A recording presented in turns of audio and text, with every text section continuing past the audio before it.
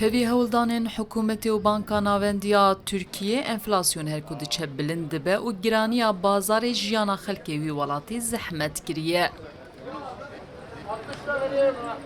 Bizim önümüze bayram geliyor. Torunlarıma bir şey... Cejinte, ez nikarim diyariyan bidin neviyên xwe. Ew 11,000 lîreyan didin me. Ve xelata cejnê jî 3,000 lîreyan didin. Hîn cejna qurbanê jî heye ew jî nêzik e. Ma ez dikarim bi 3,000 lîreyan qurbanekî bikirim. Bi vî perî ez nikarim pêstê ajalekî jî bikirim. Saziya Amaranya Türkiye ragahan da adara 2024 de rêjeya enflasyonê sedê 3.16 zêde bûye û enflasyona salane jî gihiştiye sedê 68.5. Yarı yere bağlaştı. Her tiş du qat baha bûye. Penîrê ku me bi 6 lîreyê dikirî çi pê hat? Bu 205 208 300 lîre. Li şûna ku nîv kîloyî bikirim, em niha 205 gramî dikirin. Şimdi torunlarım gelip yiyecek bunları.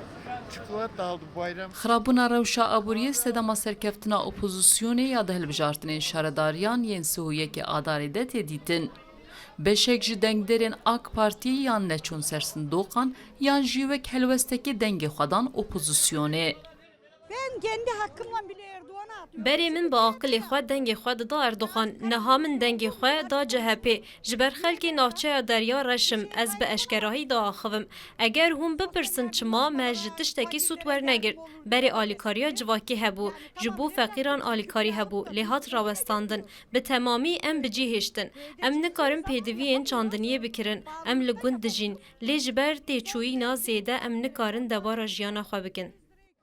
Hiç olacak bir şey yok fiyatlarda ya. Kestane bile alayım. Serok Komarê Tirkiye û Serokê Banka Navendî di daxuyaniyên xwe de behsa wê yekê dikin ku hewldanên wan tev ji bo daxistina enflasyonê ne û dibêjin ew ê xelkê wî welatî ji wê qeyranê yan krîzê rizgar bikin.